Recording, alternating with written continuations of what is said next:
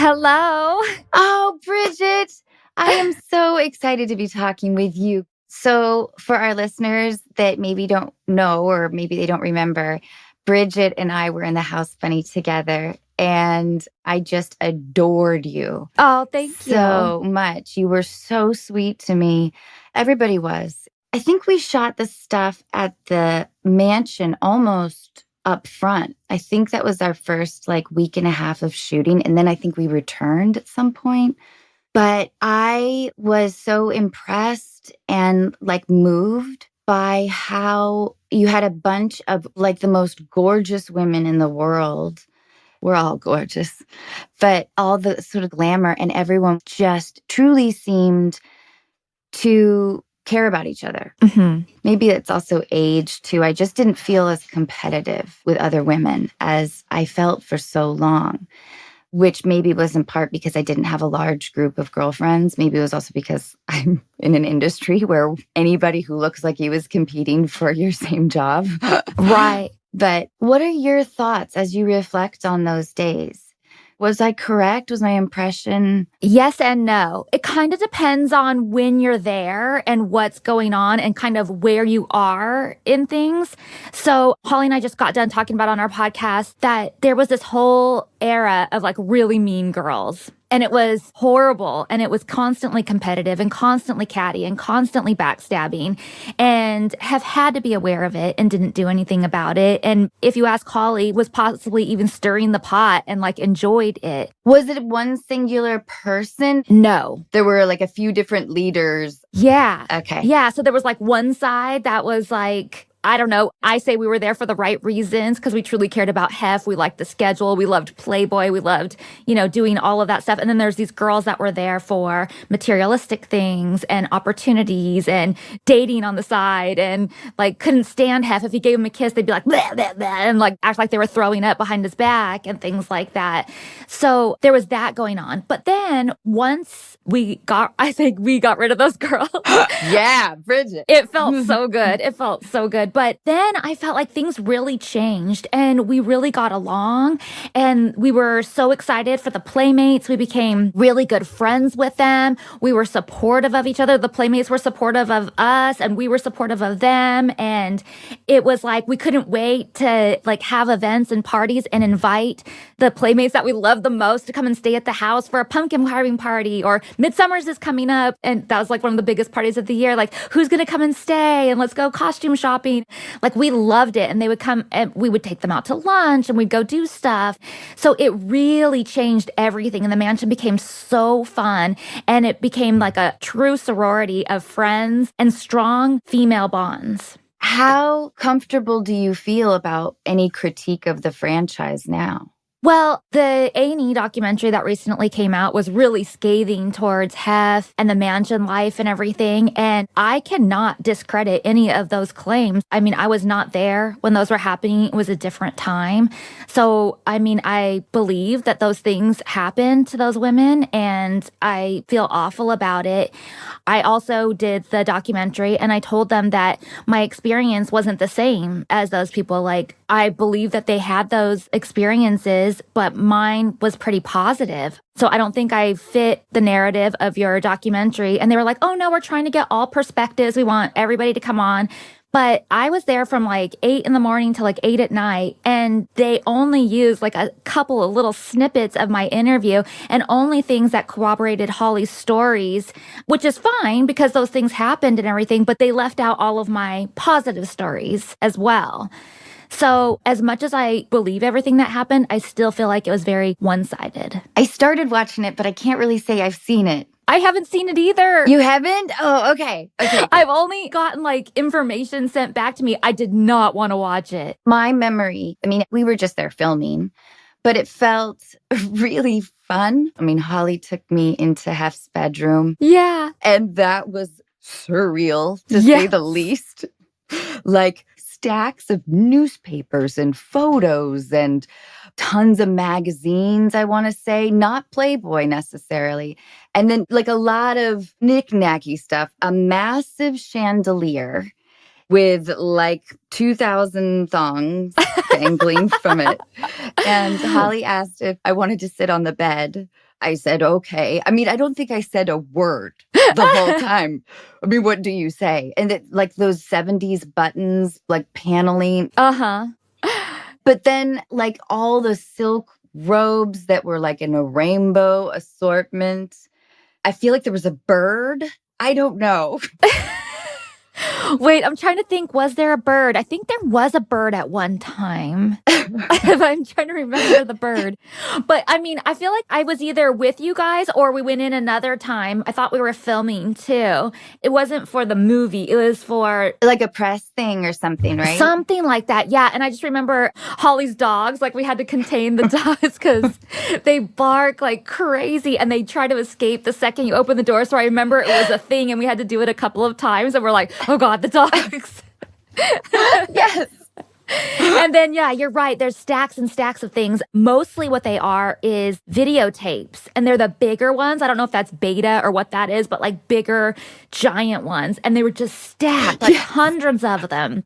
And then nobody knows what to get Hef, so they get him pictures. And so he has tons and tons and tons of framed photos and stuff like that that are all just stacked against the wall because there's nowhere to put all of these photos that people give him or artwork that people give him.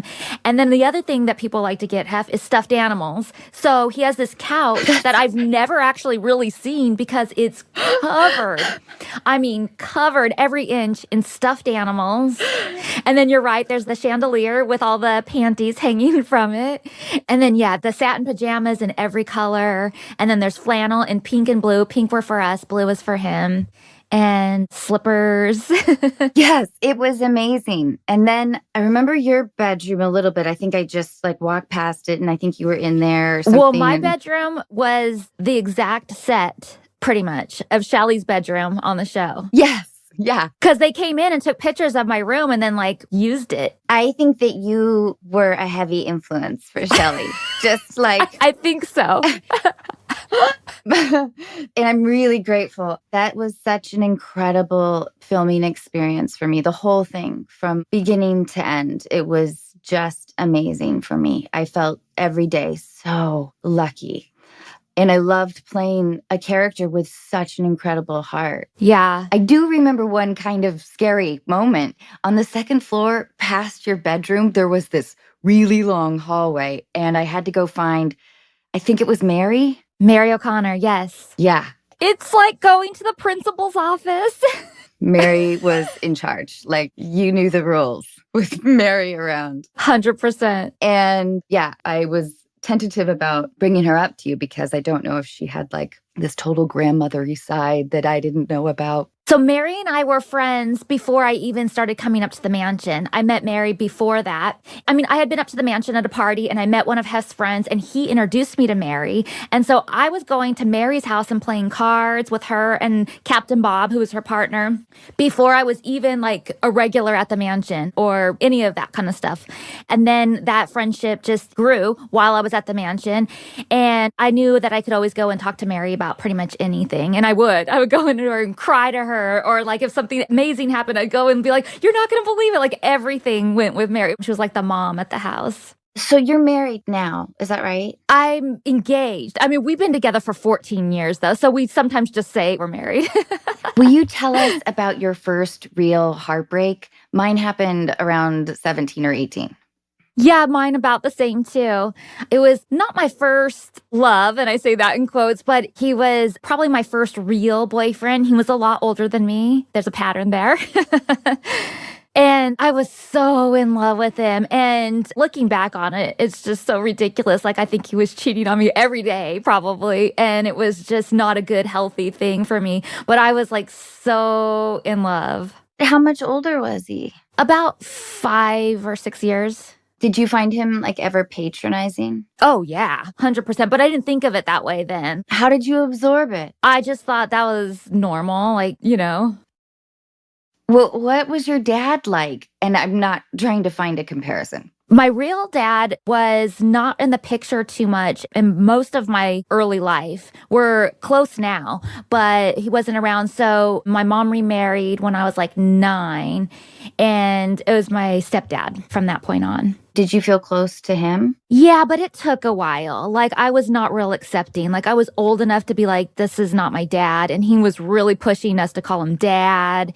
And it was not setting well with me at all. And then I was ripped out of my school and put into a different school and moved out to the country, way away from all my friends. It was just like a traumatic time in my life. That is a lot. Yeah, knew everything and no friends. And being way out, like where I grew up was in town. Like I could ride my bike to everyone's house. I could walk to people's houses, even family members and stuff. But then we moved way out into the country. In California? Yeah.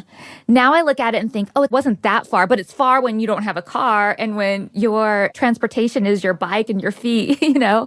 And you don't have any friends. Yeah, had to start all over. How did that go? That must have been really lonely. It was. It was very lonely. And I was like fighting it tooth and nail. Like I remember I used to go to my grandmother's house to visit for like, I don't know, maybe a week or two in the summertime. And I remember when my parents came to get me, I was like freaking out, like having a tantrum over going back and changing schools and stuff. Like I didn't even want to leave my grandmother's house. How was high school? High school was okay and not okay at the same time. My first 2 years were pretty good. I had a lot of friends and everything was happy.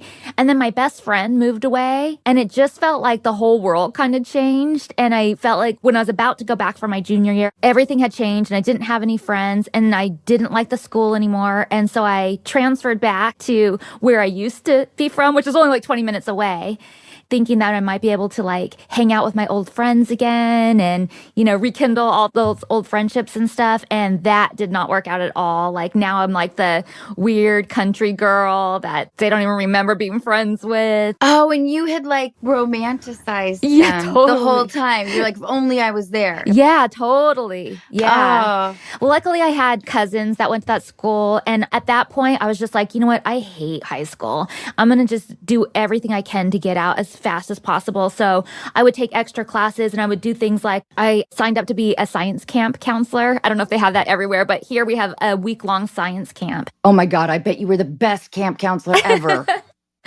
Yeah, so then I went and I did that. You get extra credits towards graduation. I took summer classes to hurry up and finish like things you have to take your senior year. You were ready to get out. Oh, I was ready. And then I was like the majorette, which puts you in honor band, which gives you extra credits because it's like an honor class. And so I was like, yes, That's ingenuity. on all of these extra units so I can graduate. And then I was done. It was like the first quarter of my senior year and I was done with everything, all the requirements. So are you like 17? I had just turned 17 and I was like, I want to go to college right now. And they wouldn't let me start unless I got signed off by the principal at the school and he didn't want to sign it off. But I was like begging. Finally, he signed off and I got to go. I couldn't go to a 4-year while I was still technically in high school, but they signed off and I started junior college and I was so much happier. Good for you. Yeah. That is like an awesome amount of drive. And then is that when you met the 25 or 24-year-old maybe? No, that was while I was still in high school. I was 16 when I met him. And I think he was 22 or so, something like that. 22, I think. And it was just crazy. He was a big partier too. So there was like a lot of that going on. And I mean, I'm only 16, so I can't even, you know, handle alcohol. But he had that independence. He had a car. He was like part of your journey of like, I'm just getting out. Yeah, totally. So then how did the breakup go with him? Horrible. Like, of course, I'm traumatized and crying. Did he break up with you or did you break up with him? It was back and forth a million times. Like, we Yep. probably broke up, I don't know how many times. I call that the half-life. Yeah. Eventually, it's finally the last time, but you never know when it's the last time. You have to be so worn down and exhausted. To where you literally don't care anymore. You're like, I seriously can't do this anymore. But I think starting college and opening my eyes to like a whole new group of people and having different priorities and stuff helped too. Did he ever reappear? Yes. Of course he did. Yes, a couple of times. There's a weird story to this too. Somebody said, oh, I talked to him the other day and he was asking about you. And this is years after. And I was like, oh, really? And they gave me his phone number on a little piece of paper. This was before cell phones and stuff.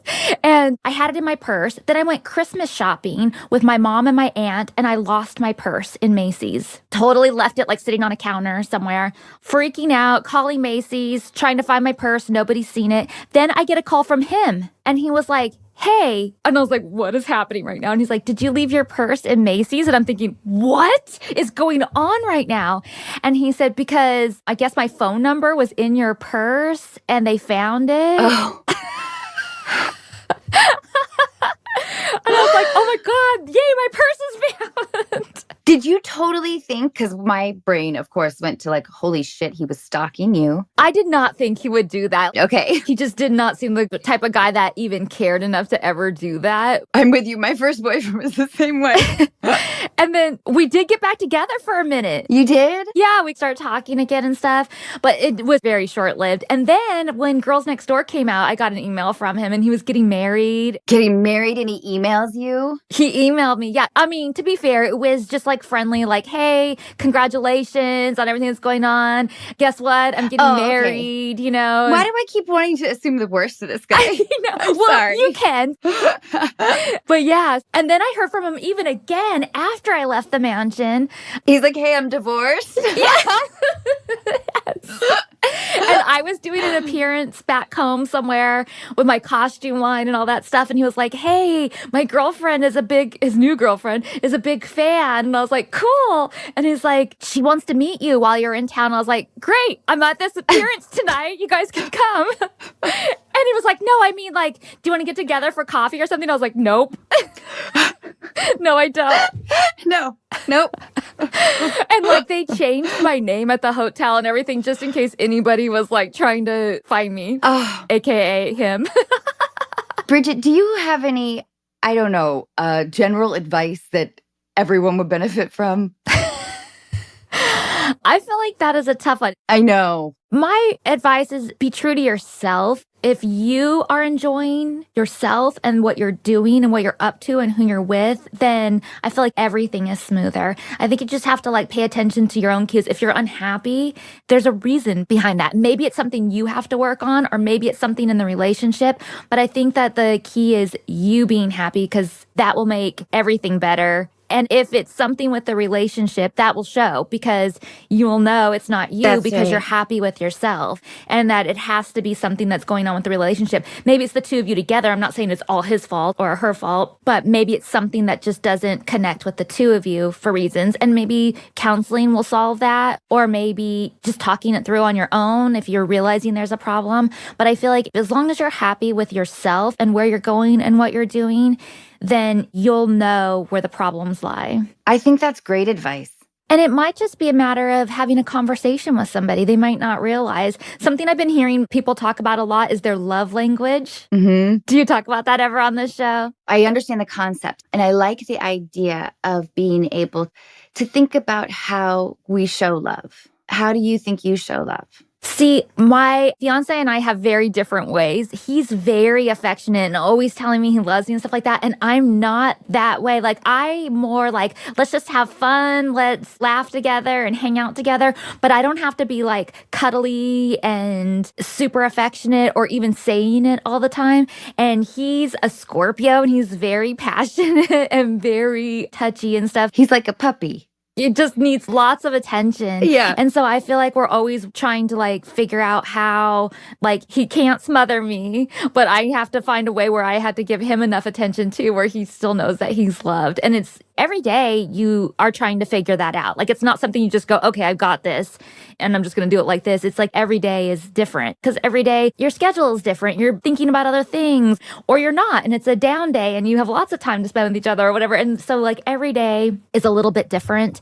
And so I think each day you're still learning. I think that's so beautiful and important to remember, that it makes it interesting if it's still a work in progress, I guess. That's just being mindful of what the other person needs and also being mindful of what you need and being able to give them what they need, but also tell them what you need or don't need right now, depending on what's going on. You're right. I've been realizing that I am really emphatic. And it can come across as though I'm angry. And it's totally the theater actor in me. And I think growing up, I was really, really short. That was my identity. And I was really quiet, but I was dying to be heard, Yeah. And, my husband, we have 3 kids between us. I think sometimes I have to remember that because I'll see people like, are you mad? I'm like, no, I'm not mad. I just got to get this point across to you guys. Yeah. So anyway, I have some work to do because anger isn't an emotion that I feel very frequently. I feel lucky for that, Yeah. Are you the same way? Unless you're in the car with me. I was going to use, I don't really get too much road rage. I'm a waver. Oh, I wave all the time. I'll be like, yeah. You just cut me I'll off. wave Yeah.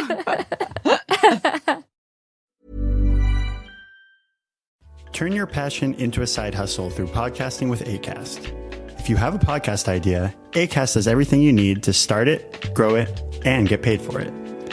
Make money through advertising from well-known brands or turn listeners into paying fans with subscriptions and one-time payments with Acast Plus. You decide the best way to monetize your podcast. Find out more and get started for free at acast.com.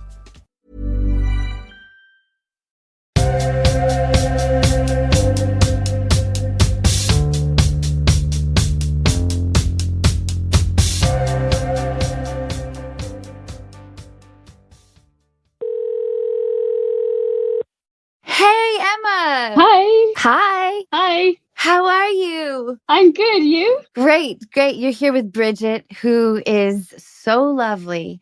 Emma, thank you for your letter. Will you tell us what's going on? Yeah. So essentially, I moved into this place about 2 years ago. It was during the pandemic. And this guy who I briefly actually knew back when I was a teenager, I always thought he was attractive, but I never really thought too much about it. And then last year, around this time that I had a health scare, I just found that he was super supportive. He's just been so sweet, so friendly. And then just feelings started to develop. I know, Emma, you can't stop smiling. I love this. Oh, okay. I love it. Oh, God. Yeah, I've seen him around my niece and my nephew, and I never, ever have ever looked at a guy and been like, oh, he'd be a great dad or anything like that. But when I see him with my niece and nephew, I'm like, no, he would be a good dad. This would be great. He just fits in with my family. He recently just met one of my brothers. They get on great. There's moments where I just feel like we look at each other a bit longer than I would with my friends, straight looking each other in the eyes. What is stopping you guys? I don't know. Okay, Emma, so in your letter, you mentioned that he's your housemate. Yeah. And how long has he been your housemate? Since I moved in, I think it was June of 2020. So for a little bit. Yeah. But it's really ramped up lately. Is that right? That's what I feel like. Yeah. That we've just grown closer, especially within this last year. But no moves have been made yet.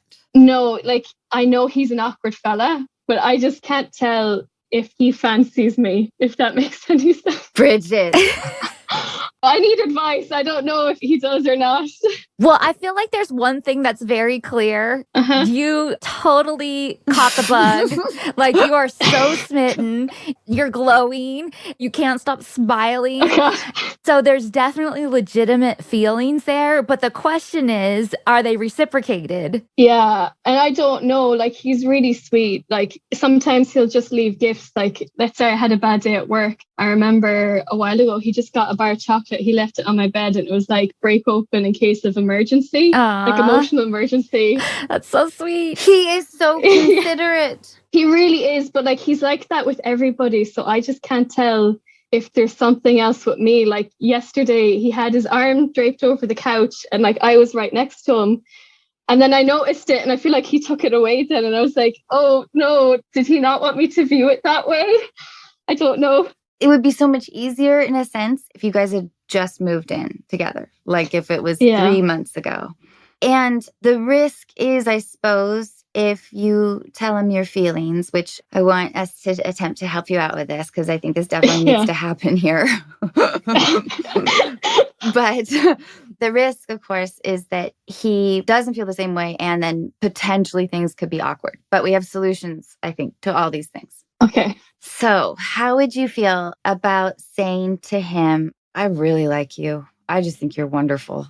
How would you feel about saying something like that? It's genuinely probably the scariest thing to me. I've never made the first move with a fella ever. I was thinking that too. When she said that, I was thinking, I wouldn't even want to do that. I'm so scared for you. That's kind of how things went with my husband.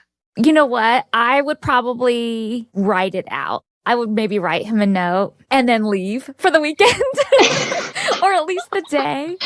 You don't even have to like say the full of your feelings because you don't want to scare him. Yeah. But maybe just like, I just feel like you're so considerate. Like talk about the good things that you see in him and that you feel like you're starting to get feelings and you just kind of wanted to gauge where he's at with all of that in a way, like just sort of bracing it like a little bit. Yeah. I want to give you another idea as well. Okay. They're very timing dependent.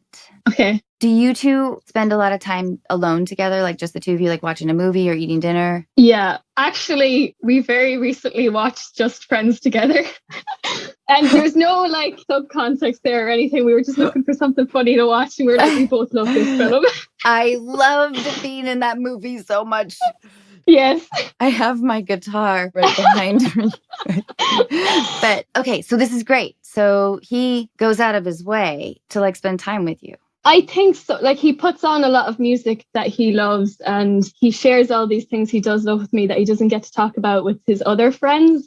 And I love that. I love seeing his eyes light up and just get so passionate about something. So we can talk for like hours or whatever, just hang out, just the two of us. What if you said, and it doesn't have to be this exact phrase, but what if you said to him, if you find yourself alone, I just think you're wonderful.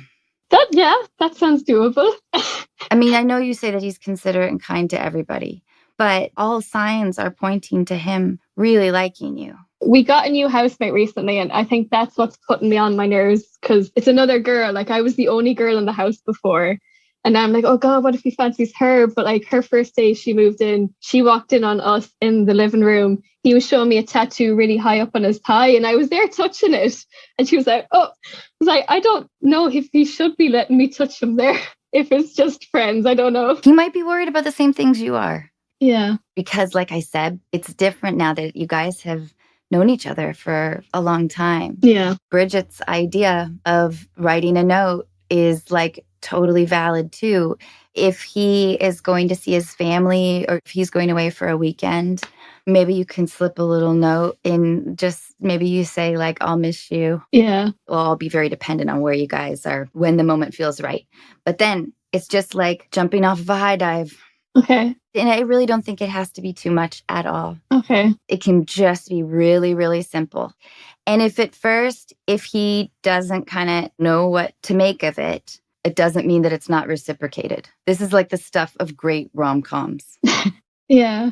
I just wanted to add that if for some reason he doesn't feel the same way, you shouldn't feel bad. And in fact, you should be happy that you at least brought it up because then you can move on too. Yeah. Instead of just wondering and being in this limbo place and not knowing. And the great news is that you are attracted to somebody who's really healthy, who's really good for you.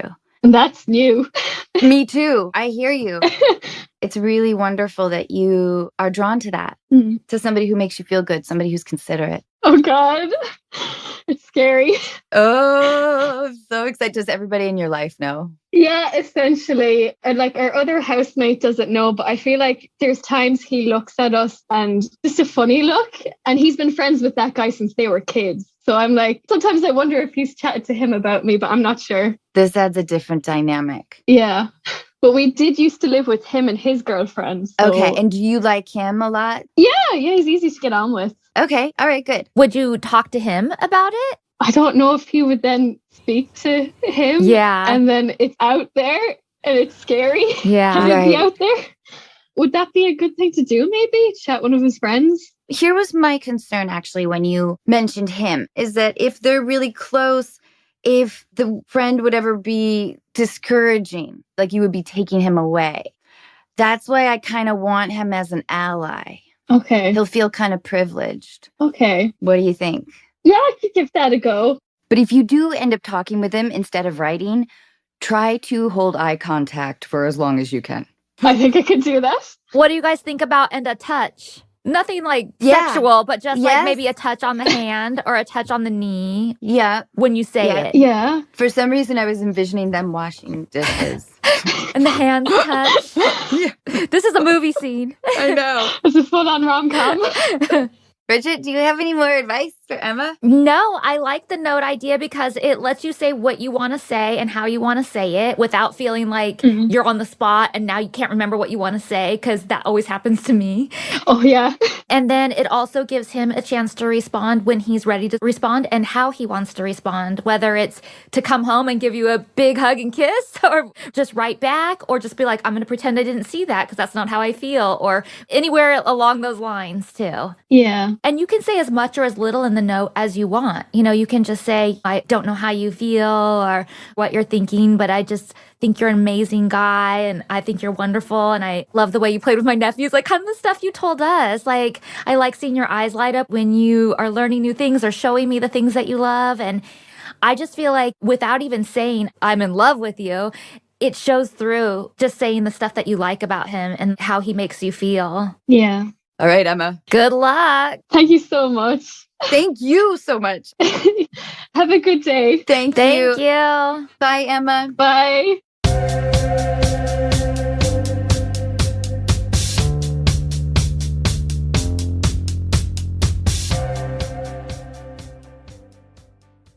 Oh my gosh, she was so sweet. So cute. It totally sounded like he likes her, right? You know, I'm not sure. Unless you're like know the person, I can't. I know. I can't tell. But he was doing things that a lot of guys would not normally do for anybody. Right. Definitely was doing that. The arm thing could be taken several different ways. It could be taken that he thought maybe she was opposed to his arm being there and too forward.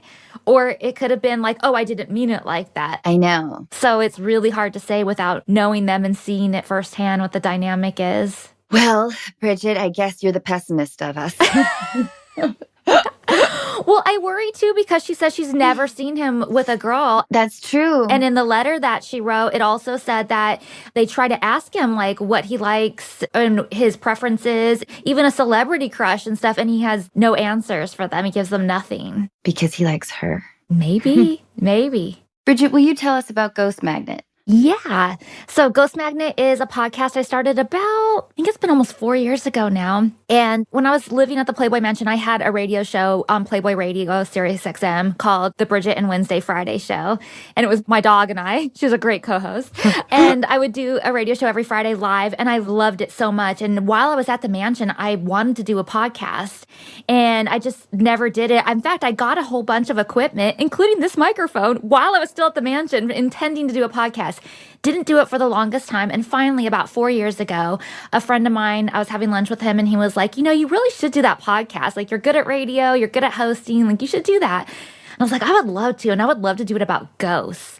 So he got me in touch with a friend who worked with radio hosts and that kind of thing. We got it going, and I've been doing it ever since. And I talked to different people in the field, authors who have written books, people who do the ghost tours at certain locations or for certain cities, people on TV shows, paranormal investigators on shows, parapsychologists, doctors who study like near-death experiences and reincarnation. Like, I just have all kinds of different people and experts on the show, and I'm fascinated by their stories. Have you always believed in the supernatural?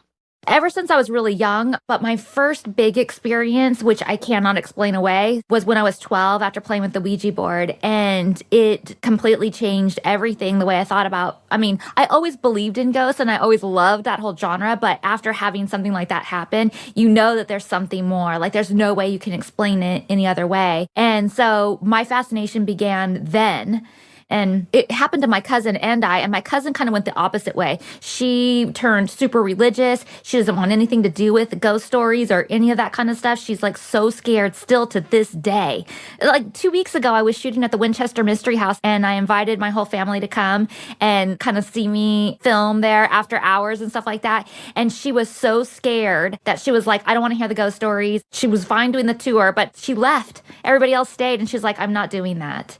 Like, I don't even want to hear this stuff. Wow. Yeah. And I went the other direction. Like, I'm fascinated and I need to know more and I need to hear other people's stories. Not that I feel like I'm ever going to solve this in my lifetime or that anybody will, but just trying to get all the information, trying to get to the bottom of it, trying to explain things that are at this point unexplainable. I love it. I'm fascinated with it. And what do you say to people who might be, I don't know, more skeptical? Well, you know what? Every investigator or paranormal enthusiast needs to have some sort of skepticism. You can't just believe everything is paranormal. Like, oh, I just heard something behind me. Must have been a ghost. Like, no, a book fell over and it fell over on its own because it wasn't sitting upright. So you have to have some sort of skepticism and you have to look at everything as scientifically as possible.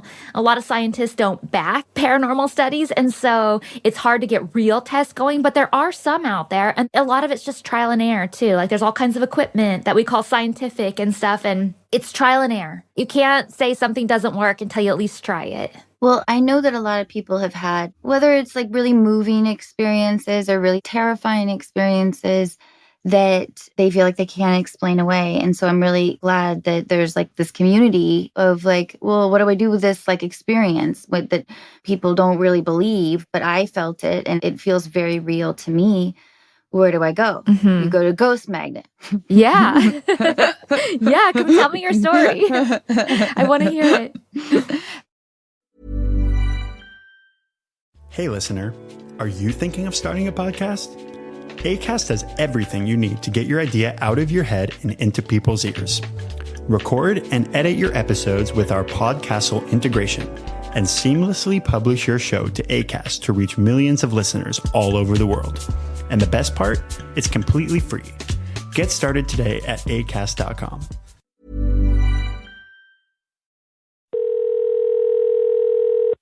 Hi, Renee. Hi, how are you? Oh, we're wonderful. I'm here with Bridget. We're having like reunion talk. It's been awesome. I was so excited to see that she was on. I used to watch The Girls Next Door all the time. Oh, thank you so much. So my question is about relationships. My husband and I have been together for 10 years and we've got 2 kids. And I think the biggest frustration is that I feel when you have children that they should be the priority. You know, they now go above everything else in your life. And my husband just doesn't feel that way. He says that he is, and he says that it's the priority, but, you know, actions speak louder than words. And I almost feel like a single mom 90% of the time. I'm the one taking my son to school and soccer practices and games. And then our daughter, who's 15 months old, it's like she comes home from daycare and she's all mine. I'm bathing her. I'm feeding her. I'm taking her to the grocery store, you know, and anytime I bring it up, it turns into an argument. I think he gets very, very defensive and immediately like spews this laundry list of things that he's done. You know, well, I drop her off at daycare in the morning. I spent time with so-and-so outside in the backyard. And the reality is, and everybody sees it but me. I mean, I'd like to think I'm not crazy, but our friends, our family, it's always the running joke that I'm the single mom. He just isn't involved. I guess that's the easiest way to say that. And I love him. I care very much about him. We've been together for a long time, but I'm getting to the point now where it's like, if I'm going to be a single mom, maybe I should just be a single mom. And how do I communicate that to him without it starting as an argument? When I read your letter, and I don't want to jump to conclusions, but it sounded like you were questioning whether you should be in this relationship. Yeah. When I say like divorce, where is that on the scale for you? You know, that's the tough part because it's on my mind. Okay. But I also grew up in a family that's very conservative. I had a sister that got divorced and you would think that she just committed a crime for the last 10 I'm years. sorry. I mean, the family that we came from are the ones that will be together whether or not they love each other for the rest of their lives. That's just how it is. And I hate to say that that would be the reason I would stay in the marriage, but it's there. It's in the back of my head. Well, it sounds like this is something that's gone on for quite a long time. Yeah. I mean, our son is 7. Right. And he took the reins in the beginning. I will give him credit. When we had my son, I traveled a lot for work, and I was constantly in California and Washington and all these other places where he did have to take the brunt of it. But I quit that job because it was becoming such an issue of arguing on the weekends that I was like, I can't travel anymore. I can't do this because we fight constantly. Does he bring that up now? Sometimes, but I think as of late, it's usually that's sort of in the past. Now it's, well, let me tell you everything that I've done. I did their laundry the other day. Hey, when you took our son to soccer practice, I had to watch our daughter. I took them on vacation to Michigan for 10 days. And when I came back, I made the joke. I was like, okay, they're all yours. And my husband's response was, you're the one that chose to take them for 10 days. Why do I have to watch them now? Did you miss him when you were gone? I didn't at all. And that's what I think scared me. In fact, I feel like the minute I got off the plane, my mood went from happy to just like automatically in that defensive, irritated zone. And I think the selfishness doesn't even lie in with just our children. He'll go to the grocery store and won't bother to ask if we need anything. He'll just buy what he needs. What does he do? I mean, you don't have to tell me what he does, but does he work a lot? It's a 9-to-5 job. He's in property management, but the bigger side of that is he is a huge history buff. He's been heavily involved with politics his whole life. So it's a wonderful time to be married to somebody who's passionate about politics. Oh, God. Yeah. And so I think the reason it didn't bother me so much is we had never intended to have children. I was told I couldn't have them. That wasn't on our radar. I had my kids pretty late in life, like 34 was the first one, and then my daughter at 40. So it didn't matter to me because it was like, he can go off and do his thing. I can go off and do my stuff, and it's fine. But now you've got these 2 little ones in the mix, and my life's been put on pause because I have to take care of them. How come his life isn't the same? And you guys must have this same argument over and over. Over and over. I mean, I can make a compliment like, hey, thank you so much for allowing me to sleep in on Saturday. And he will take that as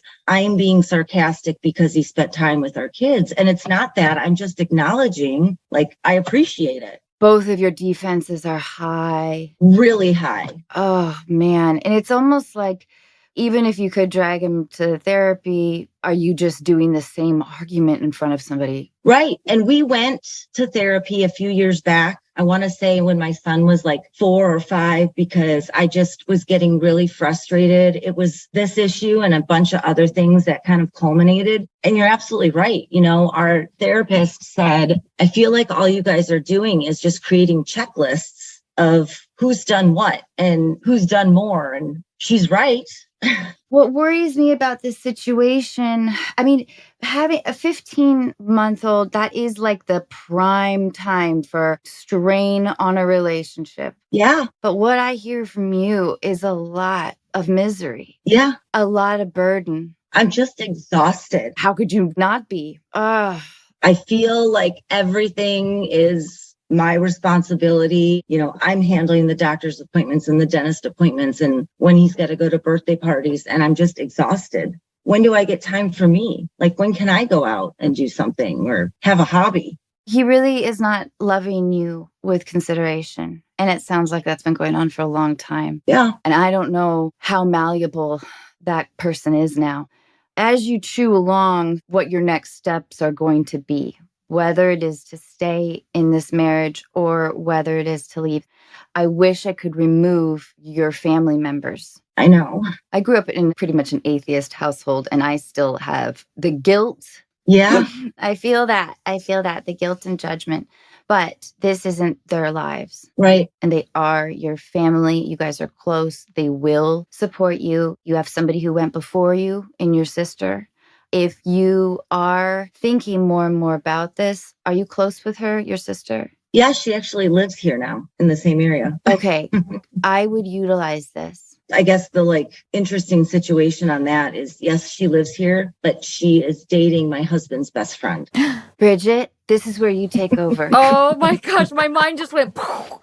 I mean, the more I listen, the more my thoughts are changing, but I'll kind of show you my progression. When you were first telling me that the kids are the number one priority, I was thinking to myself, maybe, not that the kids shouldn't be the number one priority, but maybe like one day a week or one night a week or something, your relationship should be the priority. I couldn't agree with you more. Everybody's happier if the mom and dad are happy, I remember even just growing up, if mom and dad were fighting, it just felt like tensions and horrible in the house. So if mom and dad have a good, loving relationship or are having fun together or in good moods, it changes the whole dynamic of everything. So that was my first thought. Yep. But then when you said that you went away for 10 days and you didn't miss him and you didn't even want to think about him, and when you came home, your whole dynamic changed and you were like dreading going home and everything, then that made me think, well, maybe there's not that still there.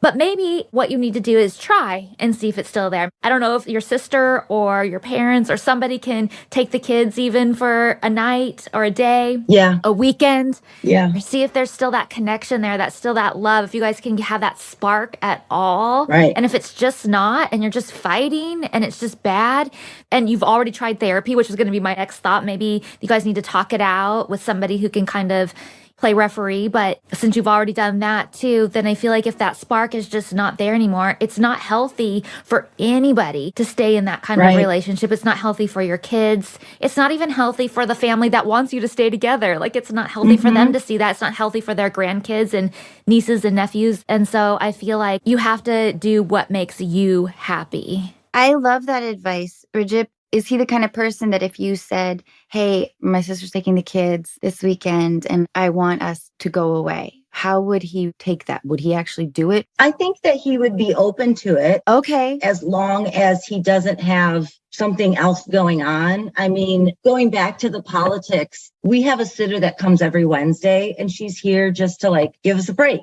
But we never do anything together. Like, I go off and do my things and he goes off and he does his things. It's not like, hey, we have the night off, let's go to dinner. And the few times that I've suggested that, he's like, great, let's go to this place because so-and-so is going to be here. I'm like, why? So you can talk politics the whole night and I'm just drinking martinis by myself? I actually don't think it's the worst idea to talk to your sister. Okay. Have you guys thrown around divorce in arguments? Yeah. And then he basically called me out at one point and was like, I'm sick of you threatening with divorce. That's not fair. If you want to do it, then go do it. But I'm done with that kind of empty threat. And his fight is, I can't even communicate with you. Anytime I try to tell you something. And the reason he can't communicate with me is because he constantly wants to tell me how to raise our son or what I'm doing wrong with our daughter. And it takes everything in me to be like, you have no say because you aren't involved. And I appreciate you giving me this feedback, but it means nothing coming from you because you're not around. And part of me agrees with Bridget. When we did counseling, we weren't super into it. We went to 2 or 3 sessions.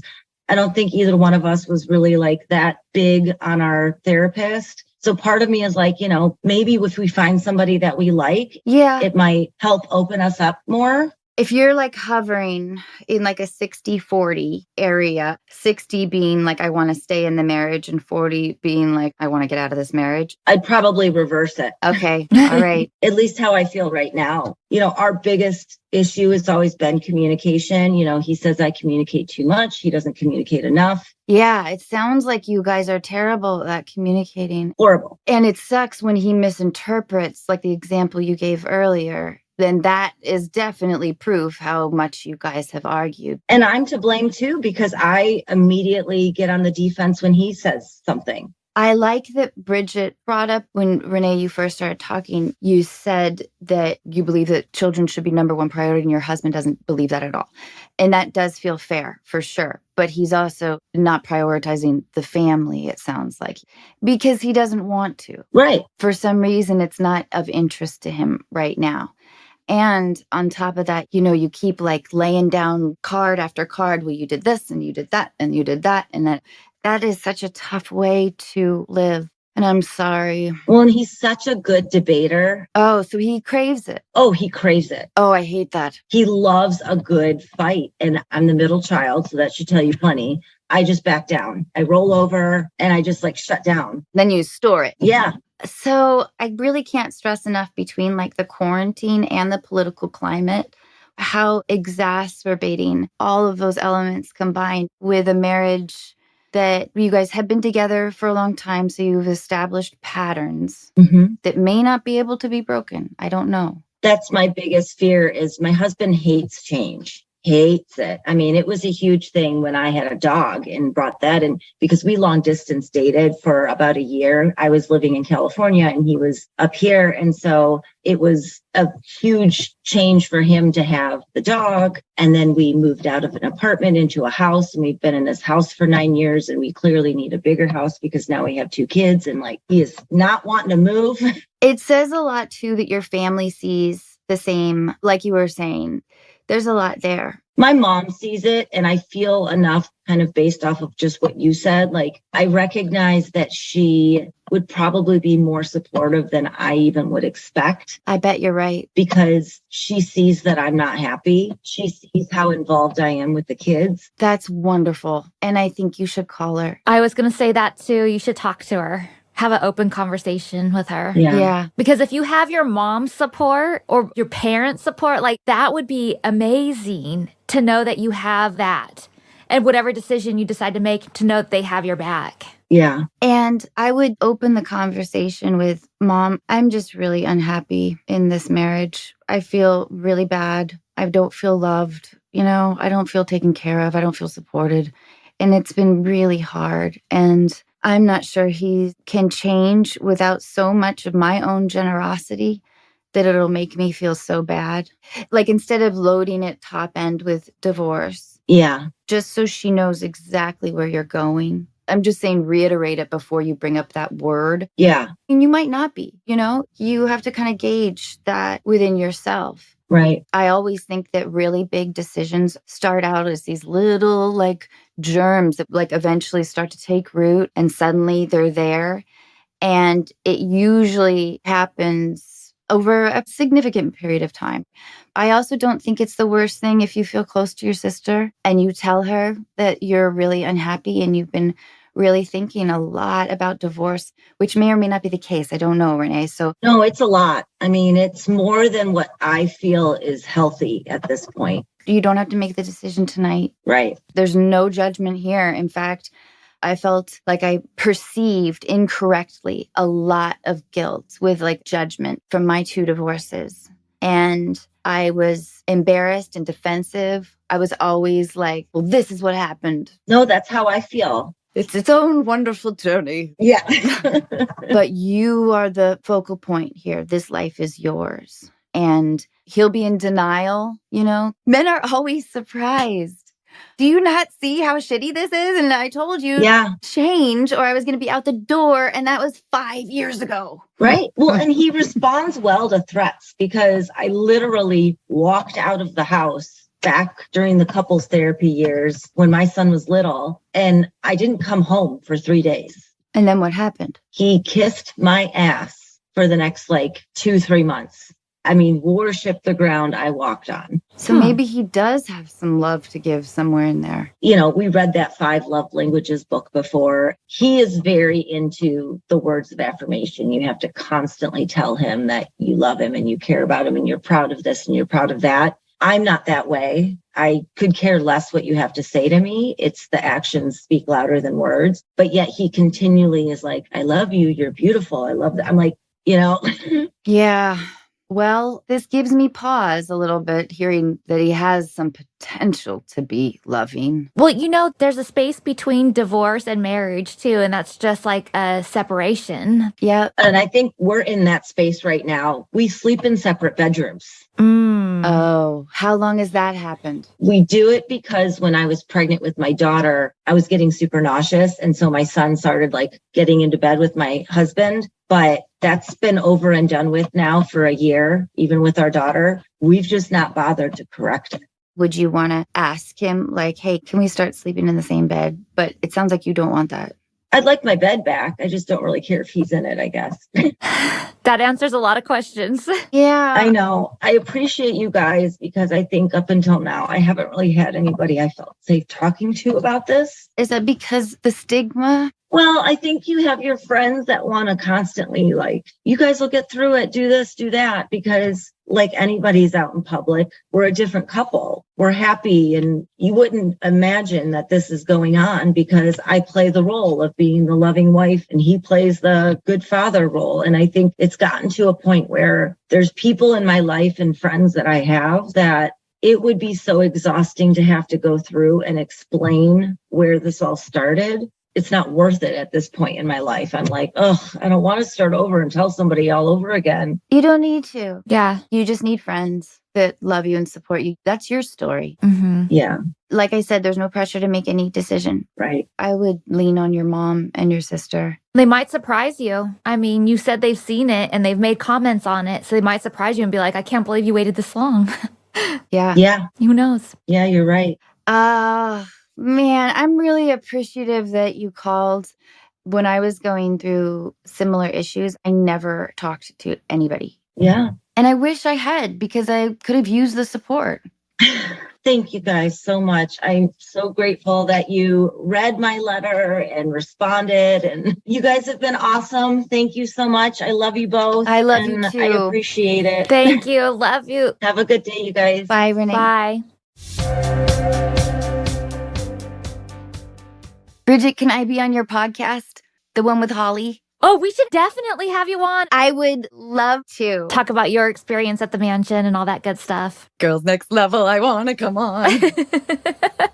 It was so nice seeing you again, Bridget. Thank you for doing this. Yeah, thanks for having me. Bye, Bridget. Bye-bye.